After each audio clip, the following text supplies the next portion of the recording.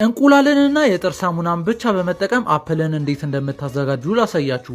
እንደዚህ በደንብ አድርገን ካዋርነው በኋላ አፕሉን ጫፍም የጥርስ ሳሙና እንቀባዋለን። በመቀጠልም በደንብ አድርገን ካዳረስን በኋላ እንደዚህ አፈር ውስጥ ከተን በደንብ አድርገን በአፈር እንሸፍነዋለን። ከዛንም ውሃ በደንብ አጠጥተነው የሃይላንድ ቁራጭ አምጥተን እንከድንበታለን።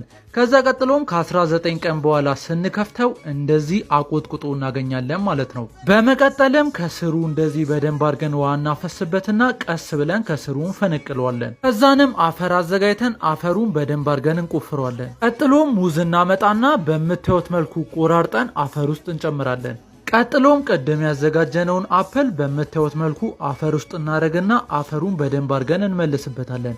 ከዛንም አፈሩን በደንብ አድርገን ውሃ አጠጥተነው ከ62 ቀን በኋላ ብዙ አፕሎች አፍርቶ እናገኛለን ማለት ነው። እንደዚህ አይነት ቪዲዮ እንዲሰራላችሁ ኮሜንት ላይ ቁጥር ጻፉልኝ።